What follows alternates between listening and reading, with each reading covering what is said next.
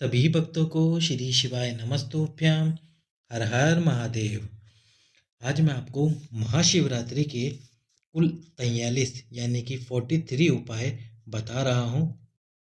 इसमें से कुछ उपाय रात्रि 12 बजे के हैं, 6 या 7 उपाय, और कुछ उपाय दिन के 12 बजे के हैं। बाकी उपाय पूरे दिन की महाशिवरात्रि के लिए हैं। और एक विशेष उपाय है जो केवल और केवल रात्रि को 2 बजे ही किया जाता है। इसी के साथ में इसमें 3 महा उपाय ऐसे भी हैं जिन माताओं बहनों को संतान की प्राप्ति नहीं हो पा रही है, वह भी साल में केवल एक दिन पड़ने वाली महाशिवरात्रि के दिन इन उपायों को करके अपना झोली में संतान को प्राप्त कर सकती है, संतान की प्राप्ति कर सकती है। तो चलिए अब आपको बताते हैं महाशिवरात्रि के वो 43 महा उपाय जिनको करने से आपके जीवन में सुख, समृद्धि, वैभव, प्रतिष्ठा, मान, यदि आपके ऊपर कर्ज है वह भी समाप्त होगा। साथ ही साथ में धन की कमी भी हो रही है, आपकी फैक्ट्री दुकान नहीं चल रही, मकान में क्लेश रहता है हमेशा, या फिर लड़ाइयाँ ही होती है आपस में, तो उसके लिए भी आपको महाशिवरात्रि के इन उपायों को करना चाहिए। जो उपाय आपको सबसे सरल लगे आप उस उपाय को कर सकते हैं। तो चलिए अब बताते हैं पहले नंबर पर जो सबसे पहला उपाय है। तो जो सबसे पहला उपाय है वह है, उस उपाय में आपको क्या करना है, थोड़े से काले तिल ले लेने हैं। थोड़े से काले तिल ले लीजिए और उन काले तिलों को चंदन में पीस लीजिए। काले तिल को चंदन में पीस लीजिए, चंदन के साथ पीस लीजिए। पीसने के बाद में ये उपाय आपको महाशिवरात्रि के दिन करना है। चंदन में पीस लीजिए, पीसने के बाद इसका लेप बनाइए। लेप अच्छे से बनाइए, थोड़ा ज़्यादा लेप बनाना। अब लेप बना के शिवरात्रि के दिन मंदिर में जाइए। पहले एक विशेष बात, जो उपाय रात्रि 12 बजे के या दिन के 12 बजे के हैं उन उपाय के बारे में आपको पहले ही बता दूंगा कि ये उपाय इस समय का है। बाकी जितने भी उपाय हैं वो आप पूरे दिन शिवरात्रि में कभी भी कर सकते हैं। वो प्रदोष काल में भी कर सकते हैं, कभी भी कर सकते हैं। तो जिन उपायों में रात्रि 12 बजे या दिन के 12 बजे का वर्णन होगा वो आपको अवश्य बताऊंगा। तो ये उपाय पूरे दिन भर की शिवरात्रि का है। आपने लेप बना लिया। लेप बनाने के बाद में शिव मंदिर में जाके बाबा भोलेनाथ के शिवलिंग पर इस लेप का लेपन कर दीजिए। लेपन करने के बाद में 5 मिनट वहाँ बैठे रहिए और अपना नाम और गोत्र बोलिए। नाम और गोत्र बोलने के बाद में एक कलश जल चढ़ाना है। अब यदि आपने लेप थोड़ा सा बनाया तो पानी चढ़ाते ही वह लेप बह जाएगा, तो इसलिए लेप थोड़ा ज़्यादा बनाना। उसके बाद में एक कलश जल चढ़ा देना और उस लेप को निकाल कर ले आओ।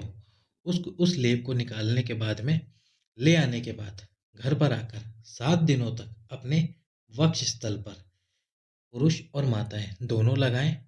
इस उपाय से यदि व्यक्ति की नस नाड़ियां चौक हो रही होगी या फिर डॉक्टर ने किसी ऑपरेशन का बोला होगा, तो ऑपरेशन के पहले 7 दिन पहले आप इस उपाय को करके चाहिए। बाबा की कृपा हुई तो वो ऑपरेशन आपका टल जाएगा।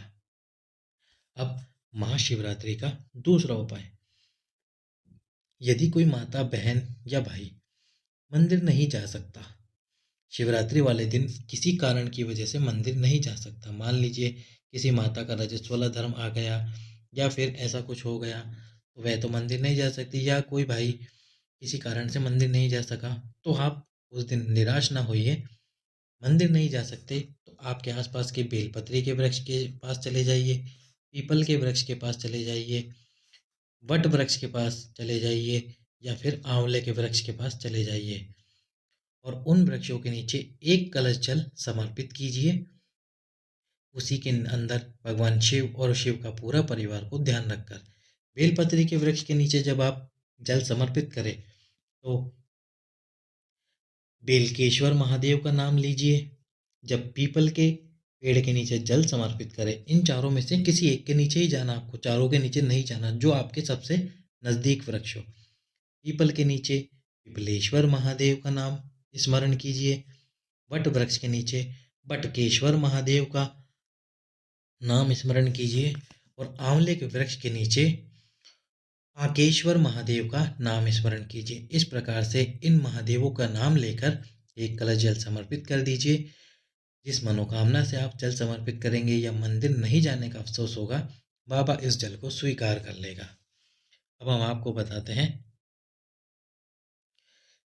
महाशिवरात्रि का तीसरा उपाय। महाशिवरात्रि का तीसरा उपाय, इसमें आपको क्या करना होगा।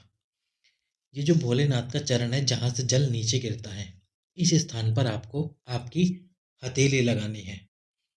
हथेली लगाने के बाद में जो शिव महापुराण का मूल मंत्र है, श्री शिवाय नमस्तुभ्यम, इस मंत्र का स्मरण कर कर इस स्थान पर हथेली लगाकर आपकी जो भी समस्या हो, विकट से विकट समस्या क्यों ना खड़ी हो गई हो सामने, और आपको लग रहा है कि उसका आपको हल नहीं निकलेगा, तो उस समस्या का नाम लेकर बस यहाँ पर हाथ लगाकर 5 बार या 3 बार शिव श्री शिवाय नमस्तुभ्यम शिव महापुराण का मंत्र बोल दीजिए।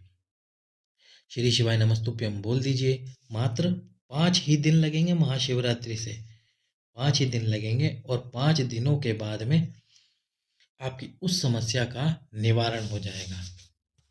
चलिए बढ़ते हैं अब अगले उपाय की ओर। महाशिवरात्रि का चौथा उपाय। इस उपाय में आपको क्या करना है, ओम बिंदु का जल समर्पित करना है बाबा को।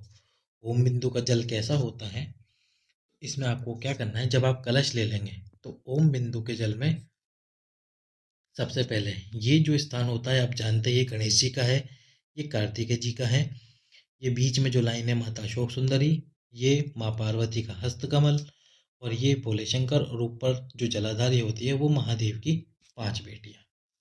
तो इसमें आपको क्या करना है, ओम बिंदु के जल में इस जल को जब हम चढ़ाते हैं तो इसमें ओम जैसा निर्माण होता है, इस प्रकार ओम का निर्माण होता है। तो आपको क्या करना है, जल लेकर जाना है महाशिवरात्रि वाले दिन एक कलश, और उस जल को चढ़ाना है। लेकिन जल चढ़ाते समय जल की धार टूटनी नहीं चाहिए, जल लगातार चढ़ना चाहिए। और ये जो ओम बिंदु का जल है, ये सबसे पहले जो हमारे उज्जैन वाले महाकाल बाबा हैं, उन महाकाल बाबा को चढ़ता है। तो सबसे पहले आपको जल चढ़ाना है गणेश जी के स्थान पर, उसके बाद में जल चढ़ाना है कार्तिकेय जी के स्थान पर, फिर जल की धार बिना तोड़े माता अशोक सुंदरी के स्थान पर, उसके बाद में जो जल चढ़ेगा वो माँ पार्वती के स्थान पर। आप भी देख रहे हैं जल की धार नहीं टूटी है।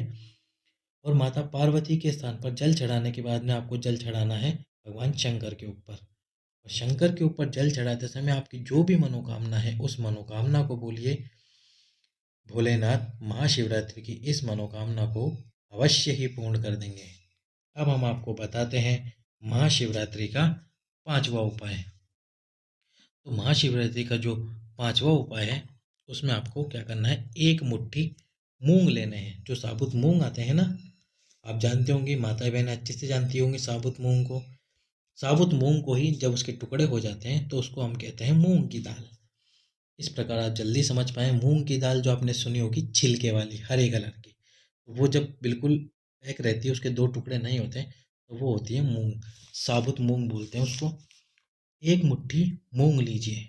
एक मुट्ठी मूंग लेने के बाद में उस मुट्ठी को बाबा के शिवलिंग से स्पर्श कीजिए, आपकी मनोकामना और समस्या को बोलकर। समस्या और मनोकामना को बोलने के बाद में उसी मुट्ठी मूंग को भगवान, और उसमें से थोड़ा सा मूंग आपको शिवलिंग पर गिरा देना है उसी मुट्ठी में से। फिर उस मुट्ठी को लेके जाना है नंदी जी के पास। नंदी जी के पास रख उस नंदी जी को उस मुट्ठी को स्पर्श कराइए, और थोड़ा सा मूंग नंदी जी के पास में गिरा दीजिए। नंदी जी के पास में गिराने के बाद में उसी मुट्ठी मूंग को बेलपत्र के नीचे जाके गिरा दीजिए। आपकी जो भी मनोकामना होगी, जैसी भी मनोकामना होगी, वह भोलेनाथ अवश्य ही पूर्ण कर देंगे। चलिए तो अब आपको बताते हैं महाशिवरात्रि का छठा उपाय। तो महाशिवरात्रि का जो छठा उपाय है, इसमें आपको क्या करना है, जैसे कि मान लीजिए आपके आसपास कोई मंदिर है जिसमें हर व्यक्ति जल चढ़ाने जाता है, हर व्यक्ति पूजा करने जाता है। लेकिन यदि आपके आसपास कोई ऐसा मंदिर हो जिसमें कोई जल न चढ़ाने जाए, या फिर कोई भी झाड़ू पोछा साफ सफाई ना करे उस मंदिर की, तो आप उस मंदिर में जाइए महाशिवरात्रि के दिन प्रदोष काल में जाइए, और सफ़ेद पुष्प लेके जाइए साथ में आपके साथ। सफ़ेद पुष्प लेके जाइए प्रदोष काल में, और मंदिर में साफ सफाई करके बाबा का श्रृंगार करके आ जाइए। बाबा का श्रृंगार करके आ जाइए, जैसा कि आप स्क्रीन पर भी देख रहे हैं, पर ये तो बहुत ज़्यादा श्रृंगार करा हुआ। इतना श्रृंगार तो आप कर सकते हैं तो भी बढ़िया, नहीं कर पाए तो भी बढ़िया। पर आप थोड़े से सफ़ेद फूल ले जाइए, या आपके पास हो जितने उतने ले जाइए। प्रदोष काल में बाबा का श्रृंगार करके आइए। बस श्रृंगार कर दीजिए, उसके बाद भोलेनाथ पर छोड़ दीजिए। लेकिन आपको ये जो श्रृंगार करना है ना, ये पूरी 12 शिवरात्रि करना पड़ेगा।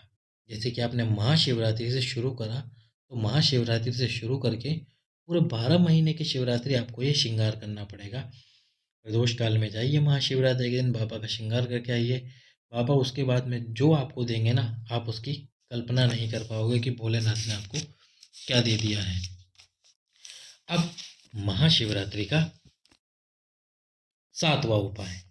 तो महाशिवरात्रि का जो 7वां उपाय है, यदि कोई व्यक्ति आपका पैसा ले लिया है, उसने आपसे प्यार से मांगा और आपने भी सोचा कि अपनी जान पहचान का व्यक्ति, इसको पैसा दे देते हैं, पर आपने जब अपना पैसा मांगा तो उसने पैसा देने से मना कर दिया, या फिर बार बार आपको टालने लगा, और आप जब भी उससे मिलने जाते या फ़ोन करते, तो वो क्या करता, या तो फ़ोन काट देता या फिर आपको मिलने से मना कर देता। तो उसके लिए आपको क्या करना है, हरी दुर्वा जो आती है, हरी दुर्वा आपको कहीं भी मिल जाएगी। हरी दुर्वा तो शिवरात्रि वाले दिन प्रदोष काल में पार्थिव शिवलिंग का निर्माण कीजिए। पार्थिव शिवलिंग आप जानते ही हैं, गुरु जी ने अपनी बहुत सी कथा में बताया है, फिर भी मैं आपको एक बार बता देता हूँ। पार्थिव शिवलिंग निर्माण में कुछ महत्वपूर्ण बात, जब भी आप पार्थिव शिवलिंग का निर्माण करें तो नीचे एक बेलपत्र अवश्य रखें, क्योंकि जो भोलेनाथ का शिवलिंग है वो माता पार्वती के हस्त कमल पर होता है, और ये जो बेलपत्री का वृक्ष है माता पार्वती के नयन अश्रु से पैदा हुआ है, और नयन अश्रु से पैदा होने के कारण ये माता पार्वती का प्रतीक है। तो आप इस पर शिवलिंग का निर्माण करेंगे तो उसका पूरा फल आपको प्राप्त हो जाएगा। और शिवलिंग का निर्माण करते समय आपके पास में जो मिट्टी हो, उसी मिट्टी से आप शिवलिंग का निर्माण कर लीजिए। तो पार्थिव शिवलिंग का निर्माण करके एक हरी दुर्वा उस शिवलिंग पर चढ़ाइए, और उस व्यक्ति का नाम स्मरण कीजिए जिससे आपको पैसा लेना है। अब हरी दुर्वा चढ़ाने के बाद में उस दुर्वा को 5 से 10 मिनट रखे रहने के बाद में उठा लीजिए। हरी दुर्वा उठाने के बाद में क्या करना है, उस दुर्वा को अपने पास रखना है 7 दिनों तक। 7 दिनों तक अपने पास में उस दुर्वा को रखिए। उस दुर्वा को रखने के बाद उस व्यक्ति से मिलने चले जाइए। वो व्यक्ति आपको मिलेगा भी, आपका फ़ोन भी उठाएगा, और आपको आपका रुपया भी देगा।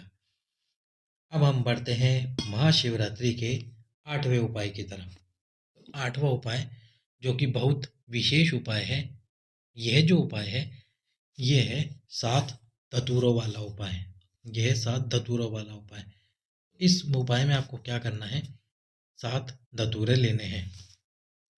7 धतूरे में से एक धतूरे पर मूली का धागा बांध लेना है। मूली का धागा बांध लीजिए। मूली का धागा बांधने के बाद में शिवरात्रि के दिन उस धतूरे को बाबा भोलेनाथ के शिवलिंग पर समर्पित कर दीजिए। समर्पित करने के बाद में दूसरा धतूरा भगवान गणेश जी के स्थान पर समर्पित कीजिए। तीसरा धतूरा भगवान कार्तिकेय जी के स्थान पर समर्पित कीजिए। चौथा धतूरा माता अशोक सुंदरी के स्थान पर समर्पित कीजिए। पांचवा धतूरा माँ पार्वती के हस्त कमल पर समर्पित कीजिए। छठा धतूरा जो ऊपर जलाधारी है, उस जलाधारी को स्पर्श कराकर या तो शिवलिंग पर रख दीजिए या फिर उस जलाधारी में ही समर्पित कर दीजिए। सातवां और अंतिम धतूरा, ये जो बाबा का जल नीचे गिरता है, जिस स्थान पर यहाँ पर जल नीचे गिरता है, इस स्थान पर वो धतूरा समर्पित कर दीजिए। ये जो स्थान होता है ये बाबा के गणों का स्थान होता है। इस स्थान पर धतूरा समर्पित कर दीजिए। समर्पित करने के बाद में जो आपने मूली वाला धतूरा चढ़ाया है, उस धतूरे को वापस उठा लीजिए, और वापस उठाने के बाद में हाटकेश्वर महादेव, कौन से महादेव, हाटकेश्वर महादेव या फिर चंपेश्वर महादेव, इन दोनों में से किसी भी एक महादेव का नाम लेकर जिस व्यक्ति की तबीयत बहुत ज़्यादा खराब रहती है, पलंग पर ही पड़ा रहता है या हॉस्पिटल में भी कोई एडमिट है, उसका स्पर्श कराकर, कौन सा वाला? वो मूली वाला जिस पर आपने मूली का धागा लपेटा था। उस धतूरे को स्पर्श कराकर बेलपत्री के वृक्ष के नीचे डाल दीजिए। उसके बाद में उस व्यक्ति की तबीयत एकदम ठीक हो जाएगी। अब हम बढ़ते हैं महाशिवरात्रि के नवे उपाय की तरफ। तो महाशिवरात्रि का जो नवा उपाय है, यदि आपके बच्चे का, माताएं और बहनें इस उपाय को बहुत विशेष ध्यान रखें। जो नवा उपाय है कि आपका बच्चा पढ़ता नहीं, आपने बहुत बोला, पढ़ने में उसका बिल्कुल भी मन नहीं लगता है, आपने बहुत बोला पढ़ ले पर नहीं मन लगता उसका, उसके लिए आपको क्या करना है, बाबा के शिवलिंग पर शहद चढ़ाना है। भोलेनाथ के शिवलिंग पर शहद चढ़ा दीजिए। जब इस पूरे शिवलिंग पर शहद चढ़ाना, क्योंकि शहद आपको पूरे शिवलिंग पर चढ़ाना, और ऐसा चढ़ाना है कि शहद पूरे शिवलिंग पर है। इतना सा शहद नहीं चढ़ाना, 2 बूंद, 1 बूंद या 1 चम्मच। शहद इतना चढ़ाना है ताकि पूरे शिवलिंग पर है। क्यों? उसके बाद में आपको शिवलिंग के ऊपर उस बच्चे से जिसका पढ़ाई में मन नहीं लगता, 31 बार ओम का निर्माण करवाना है। उससे बस 31 बार ओम बनवा दीजिए। वो 31 बार ओम ओम ओम बना दे। अब जहाँ पर शहद होगा वहीं पर ही ओम बना पाएगा। यदि आप 1 चम्मच शहद चढ़ाओगे तो कैसे पूरे शिवलिंग पर ओम बनेंगे? और नहीं तो फिर आपको एक एक जगह पे 31 बार ओम बनाने पड़ जाएंगे। तो आप 31 बार ओम बनवा दीजिए उस व्यक्ति से, उस बच्चे से। उसके बाद में आपको उसको बोलने की जरूरत नहीं पड़ेगी कि बेटा पढ़, वो स्वयं पढ़ने लग जाएगा। चलिए, तो अब बढ़ते हैं महाशिवरात्रि के 10वें उपाय की तरफ। और जो 10वां उपाय है वो बहुत ही महत्वपूर्ण उपाय है। तो इसमें आपको क्या करना है, जैसे आपकी कोई बहुत विशेष विशेष मनोकामना है, ये केवल शिवरात्रि के दिन यानी कि महाशिवरात्रि के दिन ही उपाय किया जाता है। आपकी बहुत बहुत विशेष मनोकामना है जो कि पूरी नहीं हो पा रही है, उसके लिए 11 बेलपत्र लीजिए। 11 बेलपत्र लीजिए। इन बेलपत्रों को इस प्रकार से पकड़कर, ये जो इनकी डंडियां होती हैं, इन डंडियों में मूली का धागा लपेट दीजिए। कितनी बार? 7 बार। 7 बार मूली का धागा लपेट कर इन 11 बेलपत्रों को भगवान शंकर को समर्पित कर दीजिए। जिस मनोकामना को बोल के आप समर्पित करेंगे, वह मनोकामना बाबा बहुत ही शीघ्र पूर्ण कर देगा। अब हम चलते हैं महाशिवरात्रि के 11वें उपाय की तरफ। तो महाशिवरात्रि का जो 11वां उपाय है, महाशिवरात्रि का जो 11वां उपाय है, इसमें आपको क्या करना है, यदि आपके घर में बहुत क्लेश मचा रहता है, बहुत क्लेश मचा रहता है, लड़ाइयाँ होती रहती हैं, आप सोचते हैं कि घर में धन है, संपत्ति है, पर फिर भी घर में लड़ाइयाँ क्यों होती है, तो उसके लिए आपको 7 गेहूं की बाली लेनी है। 11वां उपाय, 7 गेहूं की बाली लीजिए। गेहूं की बाली कौन सी? जो अभी नया गेहूं आएगा, जिसमें आप देखते हैं कि होली पर हम गेहूं सेकते हैं थोड़ा बहुत, तो गेहूं की जो बाली होती है, गेहूं की बाली आपने देखी होगी, उसमें छोटी छोटी ऐसे गेहूं की बाली लगी होती है ऊपर की साइड। तो 7 गेहूं की बाली। गेहूं की बाली, यदि आपको समझ ना आए कि गेहूं की बाली क्या होती है, तो यही गेहूं की बाली एक बार गूगल सर्च करके देखना, आपके सामने जो इमेज आएगी आप समझ जाओगे गेहूं की बाली क्या होती है। क्योंकि हर स्टेट में और हर राज्य में उसको अलग अलग नाम से भी जाना होगा, क्योंकि वहाँ की लोकल भाषाएं भी होती है। तो 7 गेहूं की बाली लेकर आपके पूरे घर में घुमाइए। उन 7 गेहूं की बाली को लेकर आपका नाम और गोत्र बोलकर उन 7 गेहूं की बालियों को भगवान शंकर के ऊपर समर्पित कर दीजिए। फिर कैसा भी यदि घर में क्लेश मचा होगा या लड़ाइयाँ हो रही होगी, वे क्लेश और लड़ाई समाप्त हो जाएगी। अब हम चलते हैं महाशिवरात्रि के 12वें उपाय की तरफ। तो महाशिवरात्रि का 12वां उपाय, 12वें उपाय में आपको क्या करना है, शिवरात्रि के पूरे दिन कभी भी आप जाके कर सकते हैं, 7 दाने काले तिल के, 7 दाने काले तिल के लीजिए, उनको अपनी हथेली पर रखिए। और साथ में रखिए एक काली मिर्च का दाना, काली मिर्च पीसी नहीं, काली मिर्च का दाना, 7 काले तिल के दाने, एक काली मिर्च का दाना।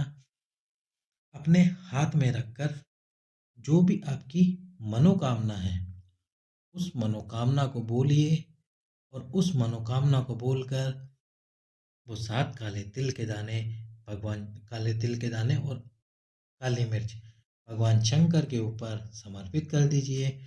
आपकी मनोकामना बाबा जल्द से जल्द पूर्ण कर देंगे। अब बढ़ते हैं महाशिवरात्रि के 13वें उपाय की तरफ। महाशिवरात्रि का 13वां उपाय जो 2 देवों का उपाय है, महादेव के ही जो एक रूप है, काल भैरव। काल भैरव एक ऐसे देव हैं जो कि बहुत जल्दी से प्रसन्न नहीं होते, लेकिन एक बार जब प्रसन्न हो जाते हैं तो आपकी सारी मनोकामनाएं पूर्ण कर देते हैं। आपने वो कथा तो सुनी होगी कि जब बाबा काल भैरव ने एक स्त्री को दर्शन दिए। नहीं सुनी तो अभी सुना देते हैं, 5 मिनट लगेंगे उस कथा को। एक स्त्री थी जिसके पास में एक बंदर था और एक कुत्ता था। वह प्रतिदिन 3 रोटियां बनाया करती थी। एक रोटी कुत्ते को दे देती, एक रोटी बंदर को दे देती, और एक जो रोटी होती थी वे बाबा भोलेनाथ को समर्पित करके किसी साधु तपस्वी और उसको दे देती थी। और खुद जो खाती थी वो क्या खाती थी, जब रोटी रोटी अपन बेलते हैं तो उसमें से जो आटा गिरता है ना, जिसको हम लोथन या लपेतन ऐसे कुछ बोलते हैं, मुझे अच्छे से याद नहीं, उसके लिए क्षमा करना, माताएं बहनें अच्छे से जानती होंगी। उस जो बचता था ना थोड़ा सा आटा, जब हम रोटी बेलते समय जो आटा गिरता है जो बचता है, उस आटे को पानी में मिलाकर उस आटे को पानी में मिलाकर वही पीती थी। यह प्रतिदिन का उसका नियम था, प्रतिदिन पीती थी। पर उसका जो व्यापार था वह अच्छा नहीं था। वह जिस जगह पे व्यापार करती थी वह वेश्यावृत्ति का व्यापार किया करती थी, वेश्यावृत्ति का व्यापार किया करती थी। इसी वजह से वो केवल 3 रोटियां बनाती थी प्रतिदिन की, एक कुत्ते के लिए, एक बंदर के लिए और एक महादेव के लिए, जिसको वो किसी भी साधु को दे दिया करती थी। ऐसे प्रतिदिन का नियम था। एक दिन जब वो कुत्ते को रोटी खिला रही थी तो जैसे उसने एक घास तोड़ के उस कुत्ते को रोटी खिलाई, वो कुत्ता काल भैरव में परिवर्तित हो गया और उसने कहा उस महिला से कि बोल तुझे क्या चाहिए, तेरी क्या मनोकामना है। उसने कहा आप कौन? बोले मैं काल भैरव हूँ, महादेव का ही रुद्र रूप। तो बोले मुझे तो महादेव, बोले जो तू मांगेगी मैं तुझे वो दे दूंगा। तो उस स्त्री ने कहा कि मुझे महादेव चाहिए। बोले वो तो मेरे आराध्य हैं, पर फिर भी तू चिंता मत कर, भोलेनाथ तुझे दर्शन अवश्य देंगे। तो थोड़े दिनों बाद उस स्त्री को महादेव ने दर्शन दिए, और उस स्त्री ने महादेव से वरदान मांगा कि महादेव आप मेरे साथ रहना चाहिए, आप मेरे नाम से जाने जाने चाहिए। और इस प्रकार महादेव का एक नाम पड़ा, वैश्यनाथ। वैश्यनाथ जो कि महादेव का एक नाम है, क्योंकि वो स्त्री वैश्यावृत्ति करती थी, इसी प्रकार महादेव का नाम पड़ा वैश्यनाथ। तो चलिए अब आपको बताते हैं महादेव का 13वां उपाय जो कि काल भैरव का उपाय है। अभी हमने आपको उड़द के बारे में बताया था, वो काल मूंग के बारे में बताया था, साबुत मूंग या मोठ कहते हैं जिसे। अब इसमें आपको लेनी है काली उड़द। काली उड़द भी मूंग की तरह आती है, पर वो हरे कलर की होती हैं और ये काले कलर की होती है। काली उड़द, थोड़ी सी काली उड़द लीजिए, शिव मंदिर में एक पात्र लेके जाइए या फिर बिना पात्र के जाइए और वहाँ पर काली उड़द रख दीजिए। उस काली उड़द के ऊपर आपको एक आटे का बना हुआ दीप रखना है, जिसमें कि सरसों का तेल डला हुआ हो और 4 बाती होनी चाहिए। ऐसा नहीं आप एक बात 2 बातियां लगा दें और उस बाती को इधर से जला दे, इधर से जला दे, इधर से जला दे, इधर से जला दे, बोले हो गई 4 बाती। ऐसा नहीं करना है आपको, ऐसा नहीं करना है। 4 अलग अलग बातियां लगानी है। इस प्रकार से 4 अलग अलग बातियां लगानी है आपको। 4 अलग अलग बाती लगा दीजिए। अब इस दीपक को उस काली उड़द के ऊपर रखना है आपको, ठीक है। उस काली उड़द के ऊपर रखिए, और काली उड़द के ऊपर रखने के बाद में काली उड़द के ऊपर रखिए, और काली उड़द पे रखने के बाद उस दीप को प्रज्वलित कर दीजिए। प्रज्वलित करने के बाद में उस दीप को उठाकर ठीक दिन के 12 बजे, ये 12 बजे वाला उपाय है, तो ठीक दिन के 12 बजे इस दीपक को काल भैरव के मंदिर में ले जाकर रख दीजिए। आपकी जो भी मनोकामना है उस मनोकामना को बोलते हुए इस दीपक को काल भैरव के मंदिर में ले जाकर रख दीजिए। जो भी मनोकामना होगी बाबा काल भैरव शीघ्र से शीघ्र पूर्ण कर देगा। चलिए, तो अब हम आपको बताते हैं 14वां उपाय, महाशिवरात्रि का 14वां उपाय। ये उपाय भी काल भैरव का ही उपाय है। इस उपाय में आपको क्या करना है, एक दीपक एक दीपक एक दीपक क्या करना है, काल भैरव के मंदिर में लगाना है। तेल का एक दीप आपको काल भैरव के मंदिर में लगाना है। दीप लगाने के बाद में उसके ऊपर एक कटोरी रख दीजिए, जिसके ऊपर दीपक की कालोच आ जाए। उस कालोच में गाय का घी मिलाकर बाबा काल भैरव के नयनों में लगा दीजिए। नयनों में लगाने के बाद में उन काजल को वापस कटोरी में निकाल लीजिए और आपके नैनों में मात्र 3 दिन लगाइए। 3 दिनों के अंदर अंदर ही आपकी नेत्र ज्योति यदि कमजोर होगी तो वह एकदम रोशनी से भर जाएगी, और यदि आपको चश्मा लगा हुआ होगा तो वह आपका चश्मा भी हट जाएगा। अब हम बढ़ते हैं महादेव के 15वें उपाय की तरफ, शिवरात्रि के 15वें उपाय की तरफ। तो शिवरात्रि के 15वें उपाय में आपको क्या करना है, एक धतूरा लेना है, जिसके ऊपर आपको हल्दी लगा देनी है बिल्कुल अच्छे से। हल्दी में पूरा डुबो दीजिए उसको, हल्दी लगानी है। और एक लेना है आपको सफ़ेद पुष्प, एक धतूरा और एक सफ़ेद पुष्प लीजिए। महाशिवरात्रि के पूरे दिन, मतलब पूरे दिन बाबा के मंदिर में जाइए। पूरे दिन मतलब पूरे दिन में से किसी भी समय आप मंदिर में जा सकते हैं। मंदिर में जाइए, वो एक धतूरा पहले समर्पित कीजिए, उसके बाद में वो एक पुष्प समर्पित कीजिए। पुष्प और धतूरा समर्पित कीजिए। ये जो उपाय है वो है व्यापार की वृद्धि के लिए, कर्ज की मुक्ति के लिए, साथ ही साथ में धन से होने वाली कमी के लिए। इस उपाय को कीजिए, आपको कैसे भी धन से होने वाली समस्या का समाधान हो जाएगा। अब हम बढ़ते हैं 16वें उपाय की तरफ। तो जो 16वां उपाय है, शिवरात्रि के दिन 5 पीपल के पत्ते लीजिए। 5 पीपल के पत्ते लेकर भगवान शंकर को चढ़ा दीजिए। भगवान शंकर को चढ़ा दीजिए। 10 मिनट जब वो पीपल के पत्ते चढ़े रहे, और जब 10 मिनट हो जाए, उन पीपल के पत्तों को घर लेकर आ जाइए। घर लेके आने के बाद में एक पीपल का पत्ता एक कलश जल में रख दीजिए। मतलब एक कलश जल भरिए और उसमें एक पीपल का पत्ता डाल दीजिए। उस एक कलश जल को जिस व्यक्ति का डायलिसिस चल रहा है, किडनी की समस्या है, लीवर की समस्या है, उसको पिलाना प्रारंभ कीजिए आचमन की तरह। बोले ये पूरा कलश जल आपको ही पीना है पूरे दिन भर में। और जो 4 दिनों तक तो लगातार आपको 4 पत्तों के साथ ऐसा करना है। 4 दिन तक 4 कलश जल भरना है, और जो बचे हुए पत्ते थे ना, 5 5 पत्तों में से 4 पत्ते तो प्रतिदिन एक एक पत्ते का जल पिलाते जाइए। और 5वां जो अंतिम पत्ता होगा 5वें दिन, जब उसको आप कलश में डालें तो उसको कलश में डाल दीजिए, और उस कलश के जल एक दिन नहीं 3 दिन के अंदर खत्म करवाइए। तो 1 हफ्ते तक इस उपाय को कीजिए। डायलिसिस चल रहा है, किडनी लीवर की कोई समस्या है, तो वह समस्या भी आपकी समाप्त हो जाएगी। अब हम चलते हैं महाशिवरात्रि के 17वें उपाय की तरफ। 17वें उपाय में आपको क्या करना है, पीपल का ही एक पत्ता लेना है। पीपल का एक पत्ता लीजिए और उस पीपल के पत्ते पर शहद लगा लीजिए। ये पीपल का पत्ता है, इस पूरे पत्ते पर शहद लगा लीजिए। शहद लगाने के बाद में इसका शहद भगवान शंकर के शिवलिंग पर टपकाइए, चढ़ाइए।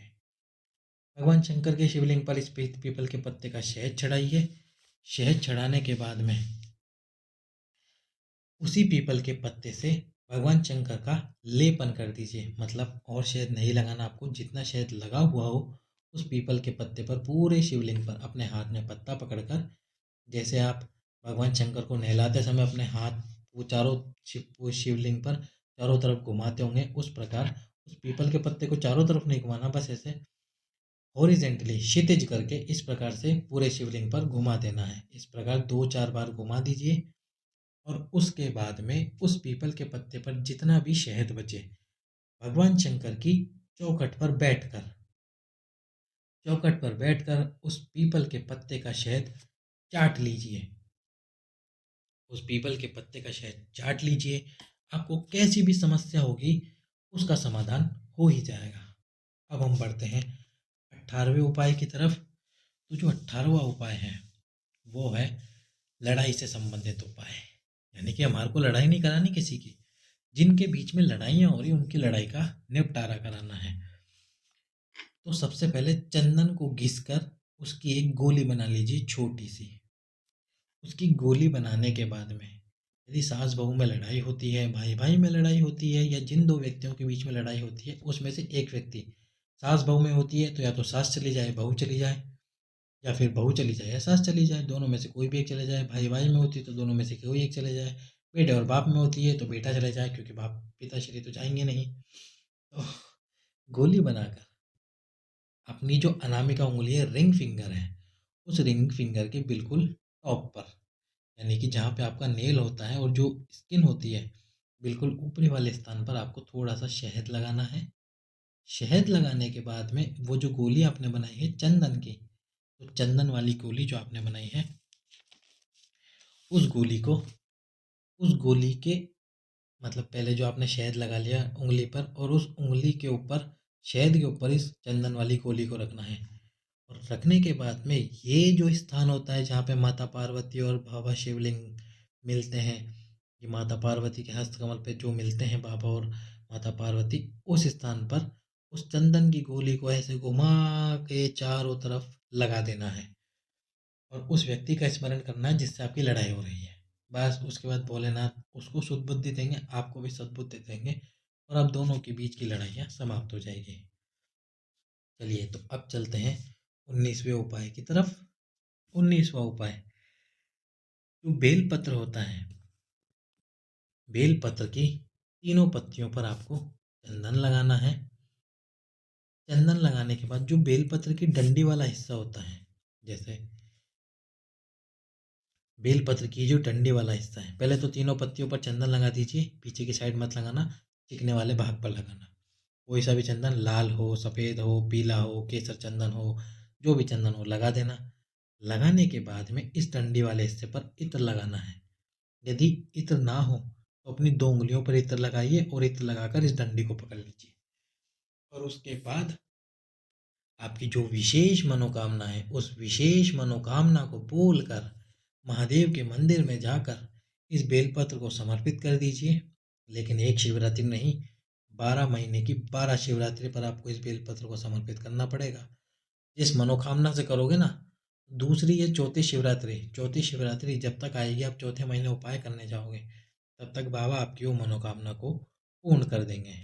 चलिए तो अब चलते हैं महाशिवरात्रि के 20वें उपाय की तरफ। तो जो 20वां उपाय है, तो शिवरात्रि के दिन आपको क्या करना है, ये उपाय उनके लिए है जिनका पैसा कोई खाकर बैठ गया है और नहीं दे रहा है। तो उनको क्या करना है, अपने हाथ में शिवरात्रि वाले दिन जाकर थोड़ा सा दही रखना है अपने हाथ में। थोड़ा सा दही रखिए। दही रखने के बाद में हाथ में अपने दही रखिए, और उस दही को रखते समय उस व्यक्ति का स्मरण कीजिए जिसने आपका पैसा ले रखा है। थोड़ा सा दही जो आपने हाथ में लिया है उसी दही को बाबा के शिवलिंग पर समर्पित कर दीजिए। और समर्पित करने के बाद में एक बेलपत्र समर्पित कर दीजिए। और बस उस व्यक्ति का स्मरण कीजिए, जितना पैसा उसने आपका ले रखा है उस पैसे का स्मरण कीजिए। और उसके बाद में भोलेनाथ आने वाली शिवरात्रि तक आपका पैसा उस व्यक्ति से आपको दिला ही देगा। अब चलते हैं महाशिवरात्रि के 21वें उपाय की तरफ। तो महाशिवरात्रि का 21वां उपाय, 21वें उपाय में आपको क्या करना है, जो भी आपकी मनोकामना हो, या फिर आपका जो बच्चा है वो गलत संगति की तरफ जा रहा हो, जो बच्चा है गलत संगति की तरफ जा रहा हो, तो उस गलत संगति से बच्चे को वापस सुसंगति पर लाने के लिए काले तिल को पीसिए। पीस कर बाबा के शिवलिंग पर लेपन कीजिए काले तिल का। या तो वो बच्चा कर दे तो बहुत ही अच्छी बात है, नहीं तो माता या बहन अपने बच्चे के लिए कर सकती है। उस काले तिल के लेपन बाबा के शिवलिंग पर कर दीजिए। उस बच्चे का हाथ लगवा लीजिए, नहीं तो उस बच्चे का स्मरण कीजिए, जो भी उसका नाम है। उसके बाद में एक कलश जल बाबा के शिवलिंग पर समर्पित कर दीजिए। ये भी महाशिवरात्रि का ही उपाय है। समर्पित करने के बाद में फिर से घर आ जाइए।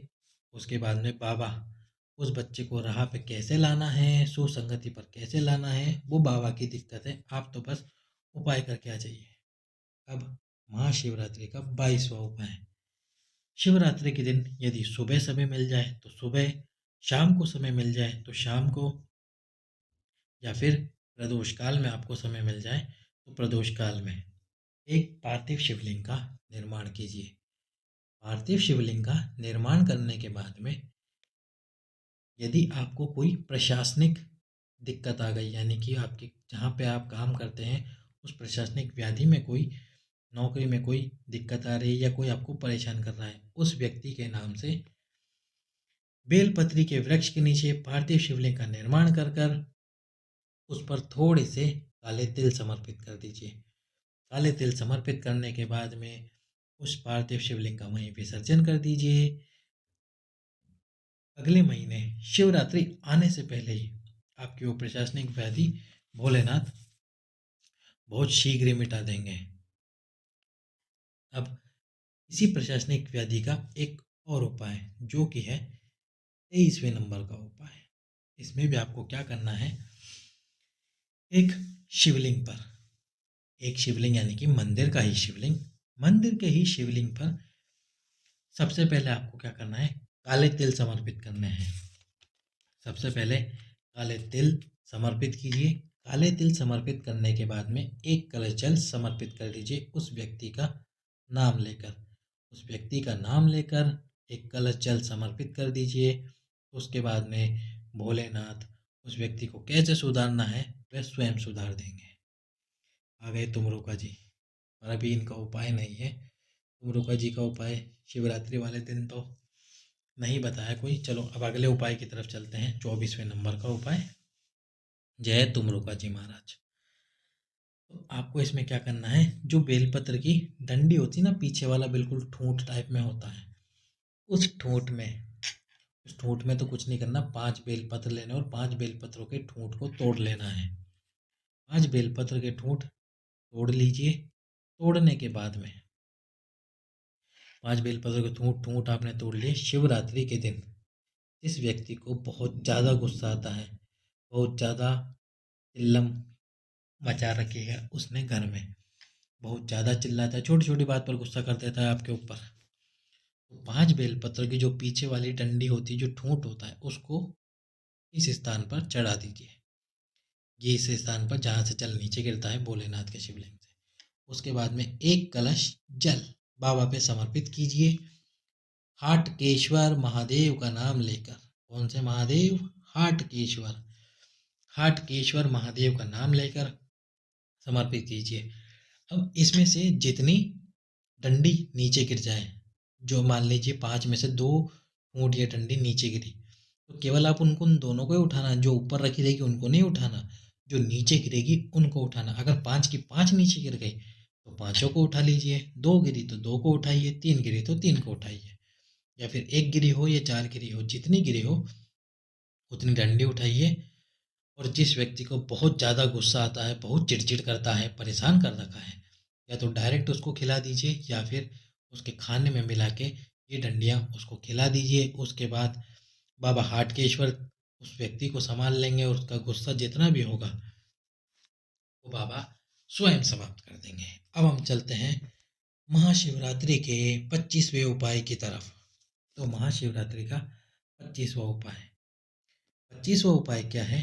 यदि आपको बहुत रोग हो, बहुत तकलीफ हो, बहुत दुख हो, दुखों से ही घिरे पड़े हो, तो महाशिवरात्रि के दिन 7 सफेद पुष्प लीजिए। 7 सफेद पुष्प लेने के बाद में कुंदकेश्वर महादेव। कौन से महादेव? कुंदकेश्वर। बाबा का कुंदकेश्वर नाम क्यों पड़ा?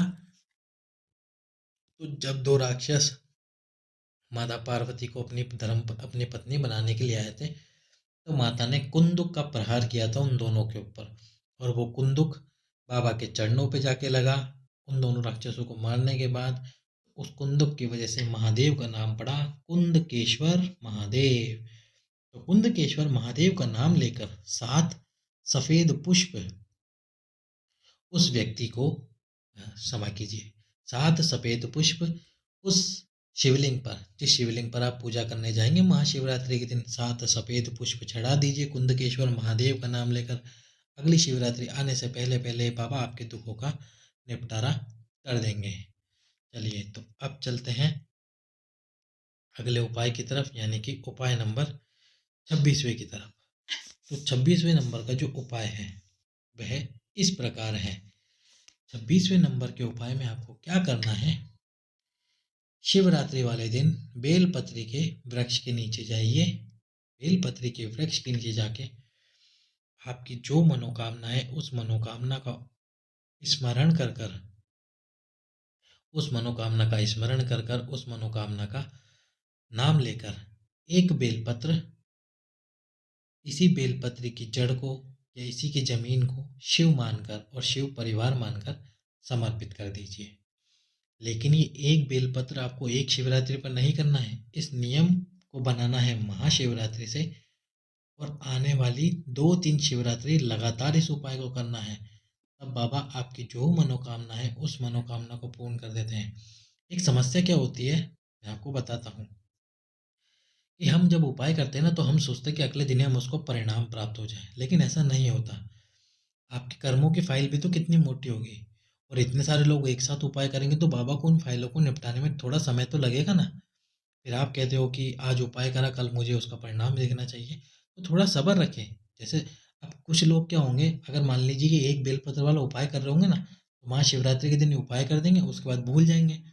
और फिर मान लो बाबा उनकी फाइल निपटा भी रहा होगा कि उनके कर्मों को ख़त्म करके उस फाइल को दबाने की कोशिश कर रहा होगा, तो बस उसके बाद में भूल जाएंगे। बाबा 1 महीने कोशिश करेगा, उसके बाद में आप भूल गए कि अगले शिवरात्रि पर मेरे को बेलपत्र चढ़ाना था, तो बाबा भी कहेगा मैं भी भूल गया तेरी फाइल, फिर मैं क्यों तेरी मनोकामना पूरी करूँ। तो इसलिए ध्यान रखें, जब एक शिवरात्रि से जो आप नियम बनाए ना उस नियम का पालन अवश्य करें। आने वाली 2 या 3 शिवरात्रि जो मासिक शिवरात्रि आती है, उन मासिक शिवरात्रियों पर ये बेलपत्री के वृक्ष के नीचे अवश्य समर्पित करें। चलिए तो अब चलते हैं उपाय नंबर 27 की तरफ। तो जो उपाय नंबर 27 है ये भी 12 महीने का उपाय है, और इसमें मैं वही कहूँगा यदि नियम बनाओ तो पूरे 12 महीने करना। अब 12 महीने करके तो देखो एक बार, उसके पहले बाबा आपकी सारी मनोकामनाएं पूरी कर देंगे। लेकिन हम तो क्या है ना, वो हमारे अंदर धैर्य की कमी है, धैर्य है ही नहीं, बस उपाय आज करा कल मुझे परिणाम प्राप्त हो जाए। तो इसमें आपको क्या करना है, प्रत्येक शिवरात्रि रात्रि होने से पहले पहले ही पार्थिव शिवलिंग का निर्माण कीजिए। पार्थिव शिवलिंग का निर्माण कैसे करना है मैंने आपको पहले भी बताया। नीचे एक बेलपत्र रखिए, कोई सी भी मिट्टी ले लीजिए और उसमें थोड़ी सी काली मिर्च मिला लीजिए। पार्थिव शिवलिंग का निर्माण कर कर उसकी पूजन अर्चना कीजिए। एक दीपक लगाकर उसका विसर्जन कर दीजिए शाम को प्रदोष काल में। 12 महीने की 12 शिवरात्रि पर यह उपाय कीजिए। जिस मनोकामना और जिस भी इच्छा से आप ये उपाय करेंगे वह उपाय आपका सफल होकर ही रहेगा, और बाबा वह आपकी मनोकामना पूर्ण अवश्य करेगा। महाशिवरात्रि का 28वां उपाय, इसमें आपको 3 जगहों पर दीपक लगाना है। 3 जगहों पर दीप प्रज्वलित कीजिए, और ये भी 12 महीने की 12 शिवरात्रि का ही उपाय है। सबसे पहला दीप आपको प्रज्वलित करना है बेलपत्री के वृक्ष के नीचे। दूसरा जो दीप आपको प्रज्वलित करना है वह करना है भगवान शंकर की चौखट पर।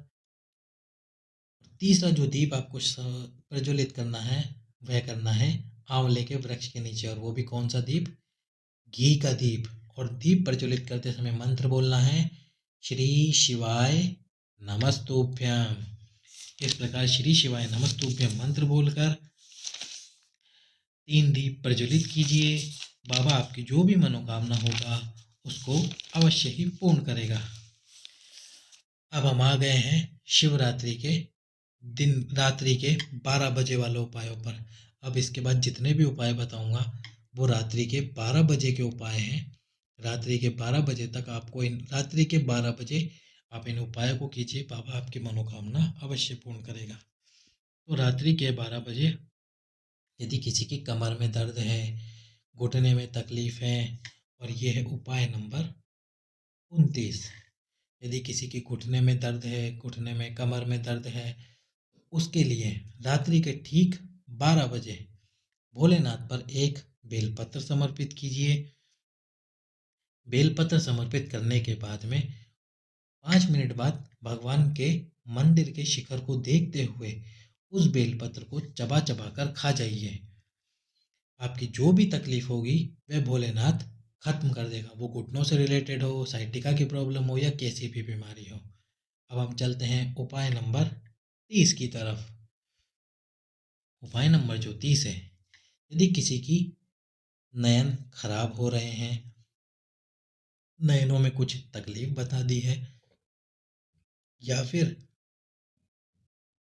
आपको चश्मा लगा हुआ है, तो रात्रि के ठीक 12 बजे रात्रि के ठीक 12 बजे बाबा भोलेनाथ के शिवलिंग पर शहद चढ़ाइए और 5 मिनट या 10 मिनट शहद चढ़ा रहने के बाद में उस शहद को उठाकर वापस ले आइए और काजल की तरह अपनी नैनों में लगाना प्रारंभ कीजिए।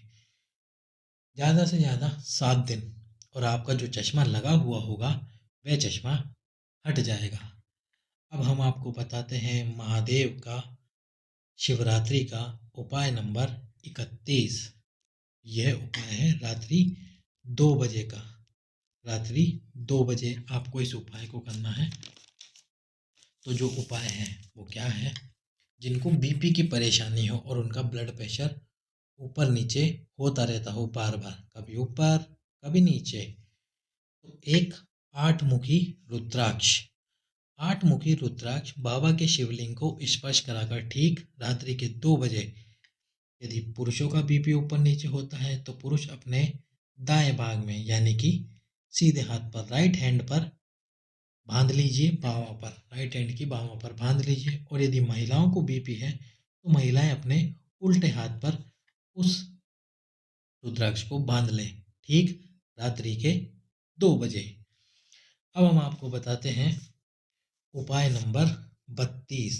ये भी रात्रि के 12 बजे का ही उपाय है। उपाय नंबर 32। तो उपाय नंबर 32 क्या है? यदि किसी को शुगर की बीमारी है और उसका शुगर खत्म होने का नाम ही नहीं ले रहा, तो जिसको शुगर की बीमारी है उसका शुगर खत्म होने का नाम ही नहीं ले रहा है, तो इसमें आपको क्या करना है? सरीजनी की फली, हमारे यहाँ तो सरीजनी की फली या सेजन की फली बोलते हैं, उस फली के 31 झूमर लेने हैं आपको। झूमर कैसे? उसके छोटे छोटे पत्ते होते हैं और वो छोटे छोटे पत्ते मिलकर एक झूमर का निर्माण करते हैं। वो एक डाली में होते हैं और वो झूमर जैसे दिखाई देते हैं।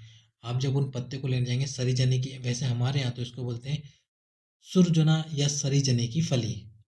आप गूगल पर सर्च करना तो आपको उसकी फोटो दिख जाएगी कि सरीजनी की फली कैसी होती है, सुरजना के पत्ते कैसे होते हैं। सुरजना या सरीजना ऐसे ही बोला जाता है हमारे यहाँ तो। सुरजनी की जो फली है उसके 31 झूमर लेने। झूमर मैंने आपको समझा दिया है। उपाय नंबर 32 है, झूमर लेने हैं 31। जो 31 झूमर लेने, झूमर मैंने आपको बता दिया, पत्तियां जुड़ते जुड़ते जुड़ते जुड़ते इस प्रकार जुड़ती है और जुड़कर एक झूमर का निर्माण करती है। जब आप देखेंगे ना, उनको तोड़ेंगे तो आपको ज्ञात हो जाएगा कि ये एक झूमर है। 31 झूमर लेने हैं, रात्रि के 12 बजे वो 31 झूमर बाबा को चढ़ा देने हैं। 10 मिनट चढ़े रहने के बाद में उन 31 झूमर को लेके आइए, 1 लीटर पानी में उबालिए।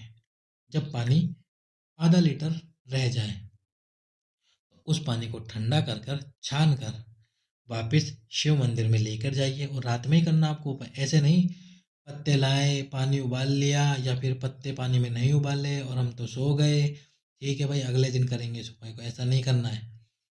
आधा लीटर पानी को ठंडा होने दें, उसको छान कर उस पानी को फिर से लेकर जाएं और शिवलिंग के नीचे एक पात्र लगा दें और उस पानी को बाबा पर समर्पित करें।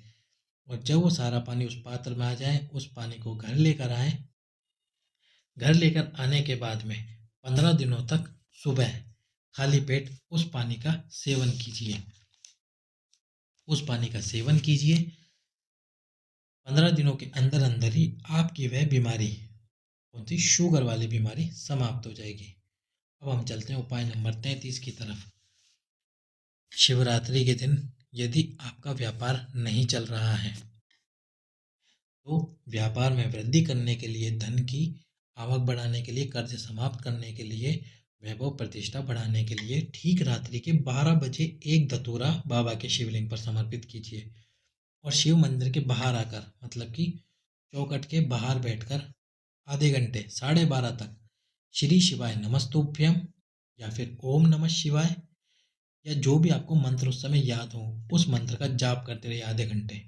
जब 12:30 हो जाए उस धतूरे को उठा लीजिए और उठाकर घर पे ले जाइए और सुबह 4 बजने से पहले पहले आपकी तिजोरी में, अलमारी में उस धतूरे को लाल कपड़े के अंदर बांध कर रख दीजिए। लाल कपड़े के अंदर बांध कर रख दीजिए। उसके बाद में आपको कैसी भी पैसों की कमी होगी, बाबा उस कमी को पूरा कर ही देगा।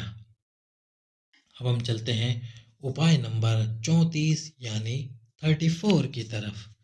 तो इसमें आपको क्या करना है, ये है भस्म वाला उपाय। सबसे महत्वपूर्ण और महा उपाय भस्म वाला। यदि कहीं पर यज्ञ होता है तो यज्ञ होने के बाद में उसमें सबसे अंत में एक पूर्ण आहुति दी जाती है और वो होता है एक नारियल का गोला। नारियल का एक गोला होता है जिसकी पूर्ण आहुति दी जाती है। उस नारियल के गोले, यदि आपने देखा हो कहीं यज्ञ हो रहा हो, नारियल की आहुति दी जा रही है, तो उस नारियल के गोले की जब राख बन जाए तो वो जो काली राख हो उस राख को लेकर आइए। उस राख को लेकर आने के बाद में 3 या 4 बार कपड़े से उस राख को छान लीजिए। 3 या 4 बार कपड़े से उस राख को छान लीजिए और छानने के बाद में शिवरात्रि के दिन ठीक रात्रि के 12 बजे उस राख को यानी कि उस भस्म को बाबा को समर्पित कीजिए और समर्पित करने के बाद उस राख को वापस उठा के ले जाइए, उस भस्म को वापस ले आइए और गाय के घी में मिलाकर, या कहीं भी आप घर से बाहर जाएं, गाय के घी में मिलाकर उसका एक टीका, छोटा सा बिंदी लगाकर भी जाएंगे ना आप सर पे, तो बाबा ऐसा कोई काम नहीं होगा उस दिन जो आपका रुक जाए, बाबा सारे काम आपके निपटवा देगा। चलिए तो अब चलते हैं दिन के 12 बजे वाले उपायों पर। एक उपाय मैंने पहले भी बताया, अब दिन के 12 बजे के उपाय बता रहा हूँ। उपाय नंबर 35। उपाय नंबर 35, इसमें आपको क्या करना है, ठीक दिन के 12 बजे 14 चने की दाल लेनी है। 14 चने की दाल लीजिए। जिस व्यक्ति की तबीयत ज़्यादा खराब रहती हो, जिस व्यक्ति को पीड़ा, कष्ट, दुख, तकलीफ ज़्यादा रहती हो, उसको बिठाकर या तो मंदिर के अंदर ही ले जाएं। मंदिर के अंदर ही ले जाकर 14 चने की दाल हाथ में लेकर 7 बार उस व्यक्ति पे से उसार कर ठीक 12 बजे बाबा को समर्पित कर दीजिए, या फिर 5 मिनट पहले घर पर ही 14 चने की दाल 7 बार उस व्यक्ति से उसार कर फटाफट से 12 बजे मंदिर में समर्पित करके आ जाइए। उसके बाद ऐसी कोई दुख तकलीफ नहीं होगी जो कि उस व्यक्ति को होगी। हम चलते हैं उपाय नंबर 36 की तरफ। उपाय नंबर 36, यदि मिस्टेक हो जाए उपाय बोलने में या काउंटिंग में तो उसके लिए क्षमा कर देना।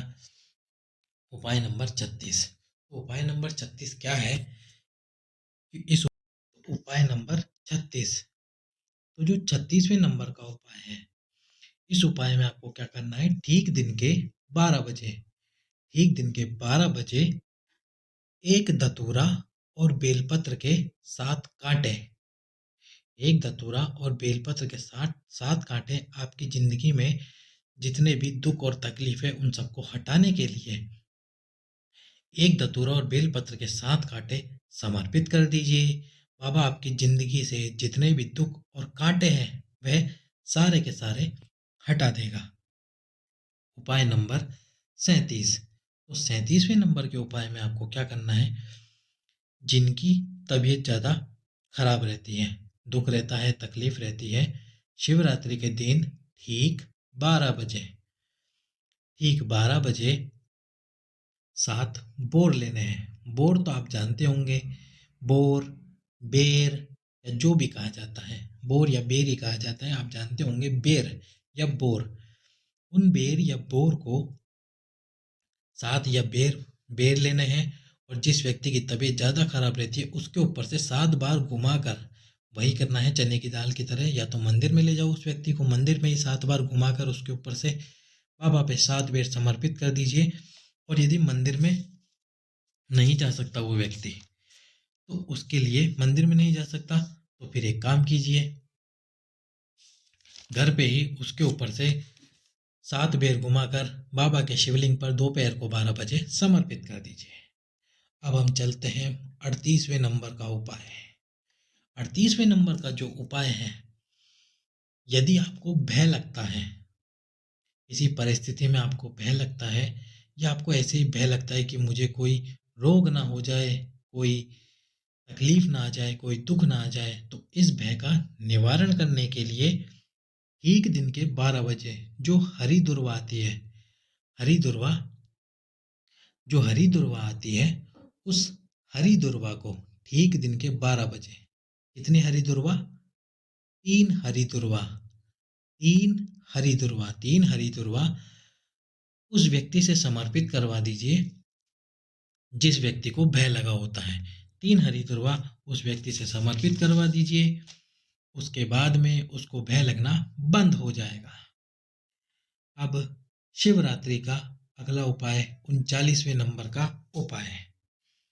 तो इस उपाय में आपको क्या करना है, पेट से संबंधित कोई समस्या हो, पेट से संबंधित कोई समस्या हो, देखो 3 धतूरे मैंने एक साथ भोलेनाथ पर चढ़ाए और तीनों एक के ऊपर एक हो, तीनों एक के ऊपर एक है। आप देखिए बिना किसी सपोर्ट के तीनों धतूरे एक के ऊपर एक रुके हुए हैं। ये सब बाबा का ही चमत्कार है। देखो बिना किसी सपोर्ट के 3 धतूरे रुके हुए ना। अरे मैं ये नहीं बता रहा था, उपाय बताता हूँ आपको। 39वें नंबर का जो उपाय है, तो 39वें नंबर का जो उपाय है, यदि आपको पेट से संबंधित कोई समस्या हो, पेट से संबंधित कोई समस्या हो, तो एक बेल का फल, बेलपत्र नहीं, बेल का जो फल आता है उस बेल के फल को बाबा पे समर्पित कर दीजिए। और फल के अंदर का गूदा समर्पित करना है, जो अंदर का पल्प होता है उस पल्प को समर्पित करना है। और जब भी आप खाना खाने बैठे, तो जब खाना खाएं तो खाना खाते समय, खाना खाने के बाद में जो आपने पल्प समर्पित करा है उस पल्प को थोड़ा सा खा लीजिए। उसके बाद में ये जो बेल का फल है, इस बेल का फल का पल्प, उस पल्प को खा लीजिए। पेट से संबंधित जैसी भी समस्या हो वो समाप्त हो जाएगी। और जितना आपने चढ़ाया उस पूरे को खाना, ऐसा नहीं अब मेरा तो पेट ठीक हो गया मैं नहीं खाऊंगा, उसको खाना पड़ेगा उसको। अब हम चलते हैं संतान प्राप्ति के उपायों की तरफ। 40वें नंबर का जो उपाय है वह है संतान प्राप्ति का उपाय है। अब पहले तो कुछ बात की, माता और बहनों को संतान क्यों नहीं होती, हो सकता है कि इन्हें क्या नाम है, उनको रजस्वला धर्म नहीं आ रहा हो, जिस वजह से उनके क्या कहते हैं एक्स जो अंडाणु बनते हैं, एक्स बनते हैं रजस्वला धर्म से पहले, वो नहीं बन पा रहे हो। या फिर रजस्वला धर्म तो आ रहा हो लेकिन उसमें पीरियड तो आ रहा है, लेकिन उसमें पीसीओडी की दिक्कत है। पीसीओडी में इरेगुलर पीरियड हो जाता है कि 4 महीने आता है, फिर उसके बाद में 3 महीने बाद आता है, लगातार हर महीने पीरियड नहीं आ पाता। या फिर किसी को ऐसी कोई दिक्कत नहीं है रजस्वला धर्म की, पर फिर भी उसको कोई संतान प्राप्त नहीं हो पा रही है, तो आपको क्या करना है इस उपाय में, इस उपाय में आपको क्या करना है, पीपल के वृक्ष के नीचे, हाँ तो आपको पीपल के वृक्ष के नीचे एक पत्थर, कोई सा भी छोटा सा पत्थर जो पीपल के वृक्ष के नीचे ही पड़ा हो, वहीं पर पड़ा हो, अगर कोई कंकड़ भी हो ना वो भी उठा लेना। माताएं यदि उपाय करेंगी तो उनके लिए ज़्यादा फायदेमंद होगा। पीपल के वृक्ष के नीचे एक कंकड़, उसको आपको शिव मानना है, वहीं पे उठाकर उस पर थोड़ा सा जल डालकर उसको शिव मानना और उसको नाम देना पिपलेश्वर महादेव या फिर पिपलाद, पिपलेश्वर महादेव उसको नाम देना। उसके बाद में उसके ऊपर थोड़ा सा जल समर्पित करना, पंचामृत समर्पित करना, और पंचामृत समर्पित करने के बाद में उसकी पूजन अर्चना करना और एक घी का दीप प्रज्वलित करना। मन में पिपलेश्वर महादेव या पिपलाद का नाम जरूर ध्यान रखना। और फिर उसके बाद में आपको क्या करना है, एक पीपल का पत्ता लेना है, उस पीपल के पत्ते को अपने हृदय से लगाकर आपकी जो मनोकामना है पूर्ण विश्वास से बाबा से प्रार्थना करना कि हे भोलेनाथ, इतने साल हो गए मेरे कोई संतान नहीं हुई है। बाबा कृपा करो और मुझे संतान की प्राप्ति दो। अपने हृदय से लगाना उस पीपल के पत्ते को, और पिपलेश्वर महादेव के नाम से जिस पत्थर को आपने शिवलिंग माना है, उस शिवलिंग पर उस पीपल के पत्ते को समर्पित कर देना। बिल्कुल ढंग से पीपल का पत्ता समर्पित करना, और समर्पित करने के बाद में हाथ जोड़कर प्रणाम कर कर वापिस घर आ जाना। पर पीपल का पत्ता समर्पित करते समय मन में विश्वास रखना, आस्था रखना, और पूर्ण मन से बाबा से संतान की कामना करना।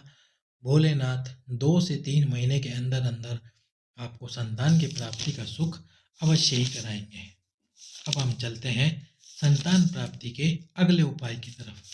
तो जो संतान प्राप्ति का अगला उपाय है, उसमें आपको क्या करना है? शिवरात्रि के दिन एक कलश जल एक कलश जल लेना है, और उस जल के अंदर एक बेलपत्र डालना है। एक बेलपत्र डाल दीजिए। बेलपत्र डालने के बाद उस बेलपत्र को वापस निकाल देना, उस कलश में से बाहर निकाल के रख देना, और उस कलश का जल बिल्कुल धीरे धीरे भोलेनाथ पर समर्पित करना। बिल्कुल धीरे धीरे भोलेनाथ पर समर्पित करना, और जब जल पूरा कलश में से निकल जाए, पूरा जल खत्म हो जाए, उस कलश को बाबा के शिवलिंग के नीचे लगा देना, ताकि शिवलिंग से जो जल गिर रहा हो वो उस कलश में आ जाए।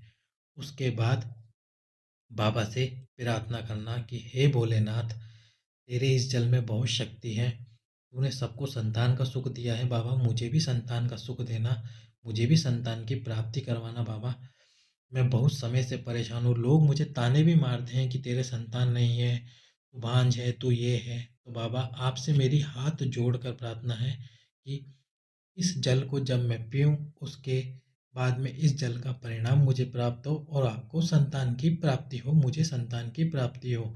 साथ ही साथ में मैं स्वयं भी भोलेनाथ से प्रार्थना करूँगा कि जो भी माताएं और बहनें इस वीडियो को देख रही हैं, उन सभी की मनोकामना पूरी करे। यदि उनके संतान नहीं है तो भोलेनाथ उनको संतान की प्राप्ति अवश्य ही कराए। बाबा उनको संतान की प्राप्ति जरूर कराए। पूरे विश्वास के साथ उस जल का आचमन आप करना, साथ में आपके पति को भी करा देना। पति और पत्नी दोनों उस जल का आचमन करना, बाबा से प्रार्थना करना।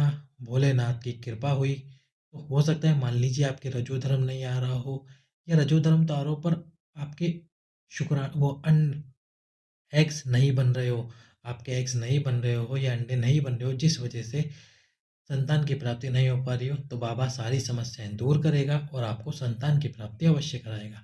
चलिए तो हम चलते हैं अगले उपाय की तरफ, जो कि तीसरा उपाय है संतान प्राप्ति का। इस उपाय में आपको क्या करना है?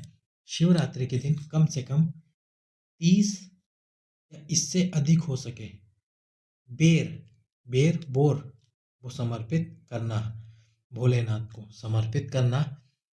जितने हो सके उतने बेर समर्पित कर देना, और उन बेरों को 10 मिनट समर्पित रहें, उसके बाद में वापस उठा कर ले आना। उन बेरों को उठा कर ले आना, और रात्रि को सोते समय, जब आप रात्रि को सोएं, तो रात्रि को सोते समय उन बेरों को एक बेर पत्नी खा लेवे, एक बेर पति खा लेवे। पति और पत्नी दोनों एक एक बेर खाकर सोएं, तो भोलेनाथ अधिक से अधिक अपना आशीर्वाद प्राप्त कराकर आपको संतान की प्राप्ति भी अवश्य कराएगा। तो 30 या इससे अधिक, 30 क्यों? क्योंकि पति और पत्नी दोनों खाएंगे तो 15 दिन में ही बेर समाप्त हो जाएंगे। तो आप ज़्यादा बेर चढ़ाओगे तो अधिक दिनों तक बेर खा पाओगे। तो इसलिए बेर चढ़ा के पति और पत्नी दोनों उन बेरों को खाएं। सोने से पहले या सोने के पहले भी खा सकते हैं, दिन में भी खा सकते हैं। उन बेरों को खाएं, बाबा से प्रार्थना करें इस बेर खाते समय, बाबा मुझे संतान की प्राप्ति अवश्य ही कराएं।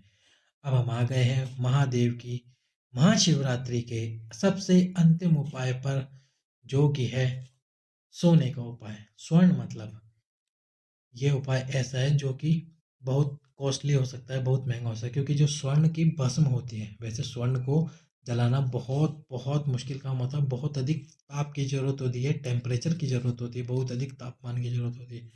पर यदि आपको कहीं से स्वर्ण की भस्म प्राप्त हो जाए, स्वर्ण भस्म यानी सोने की भस्म, स्वर्ण भस्म प्राप्त हो जाए तो उस स्वर्ण भस्म को शिवरात्रि के दिन बाबा पे समर्पित करना और समर्पित करने के बाद में उसी स्वर्ण भस्म का तिलक लगाकर निकलना हर जगह। बाबा आपकी सभी मनोकामनाओं को पूर्ण करेगा। ये थे महाशिवरात्रि के कुल 43 उपाय, 43 उपाय। इन सभी उपायों को आप अधिक से अधिक कीजिए और जो आपको सबसे सरल लगे उस उपाय को कीजिए। सभी भक्तों को श्री शिवाय नमस्तुभ्याम। हर हर महादेव। महाशिवरात्रि की आपको अग्रिम शुभकामनाएं।